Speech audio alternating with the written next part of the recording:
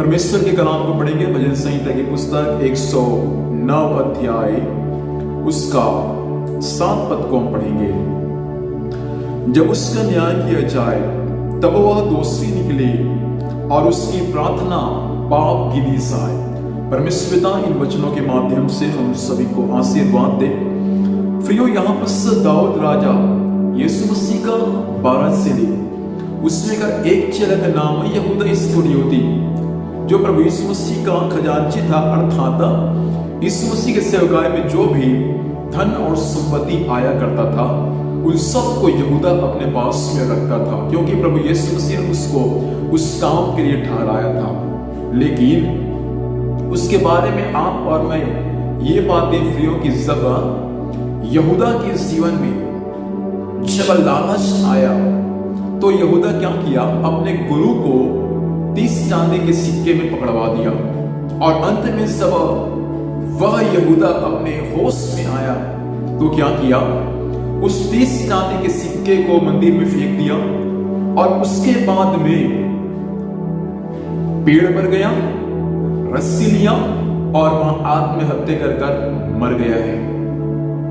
उसी यहूदा के बारे में दाऊद राजा आज से इस मसीह के सेवकाई से कई हजार साल पहले भजन संहिता में यह भविष्यवाणी करता है कि उसके बारे में कहता है कि जब उसका न्याय किया जाए, किसका, यहूदा का, तब वो यहूदा दोषी निकले और दूसरा और उसकी प्रार्थना जो है वे पाप की न सहे। देखिए, दाऊद को पहले से परमेश्वर की आत्मा ने सब बातों को प्रकट कर दिया था।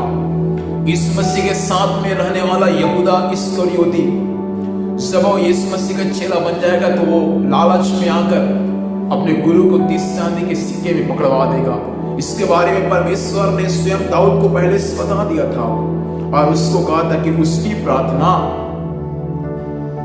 पाप गिनी जाए और जब उसका न्याय किया जाए तो वह दोषी निकले।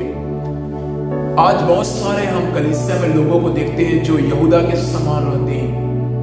मसीह में आने के बाद भी उनका लालच कभी समाप्त नहीं होता। याद रखना, ऐसे लोगों का बाइबल में ये सिखाता है परमेश्वर जब उनका न्याय होगा तो वह व्यक्ति दोषी ठहरेगा और जो इस पृथ्वी पर वो प्रार्थना किया या प्रार्थना कर भी रहा है उसकी प्रार्थना पाप की निशानी। हे भाई, परमेश्वर का वचन तुझसे कहना चाहता है, हे बहन, परमेश्वर का वचन तुझसे कहना चाहता है, तेरे अंदर में यदि लालच की पाप है तो परमेश्वर तुझको आज चेतावनी के रूप में कहना चाहता है, मन फिरा, नहीं तो जब तेरा न्याय किया जाएगा तू दोषी ठहरेगा। जब तू प्रार्थना करेगा तेरा प्रार्थना पाप की न जाएगा और एक दिन तू अनंत काल के नरक में चला जाएगा। इस पृथ्वी पर याद रखना, धन और संपत्ति, ऐसो आराम का जिंदगी, इस पृथ्वी पर जो कुछ आपने कमाया, यदि आप गलत तरीके से लालच कर कुछ अपराध किए तो याद रखना आपका जब न्याय होगा आप किसी रीति से निर्दोष नहीं निकलेंगे। और आगे उसके बारे में इस प्रकार से लिखा है, उसका दिन थोड़े हो, उसके बच्चा उसके पद को दूसरा ले, उसके बच्चे अनाथ हो जाए और उसके स्त्री जो है विधवा हो जाए। मतलब वो व्यक्ति का मृत्यु हो जाए, उनका पत्नी विधवा हो जाए और उसके बच्चे अनाथ हो जाए। और नीचे में ऐसा लिखा है कि उसके लड़के, उसके बच्चे भीख मांगे दर दर में जाकर।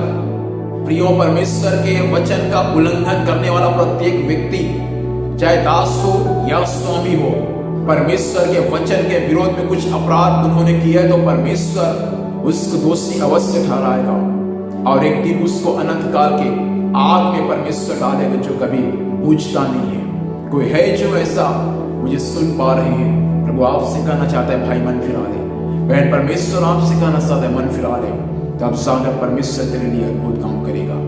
आइए अपनी आंखों को बंद करें, इस वक्त हम प्रभु से प्रार्थना करेंगे। स्वामी, धन्यवाद देते हैं आपके कलाम के लिए प्रभु जी। कई लोग है पिता परमेश्वर जी का जीवन यहूदा के समान है, उन सबको प्रभु आप मन फिराओ का आत्मा दे। ऐसा ना हो कि वे दोषी ठहरे और वे अनंत काल को उस नरक के वारिस हो जाएं। खुदा परमेश्वर वचन के अनुसार मन फिराव का आत्मा प्रदान करे और वचन के अनुसार खराई का जीवन जीने में सहायता करे। आज के दिन भर संभाल स्वर्गीय सुरक्षित है, जहां भी जाने में आने में सहायता कर।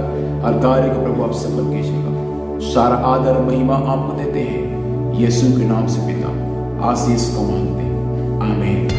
प्रभु आप सभी को आशीष दे, आप सभी को जय मसीह की प्रेज़ द लॉर्ड।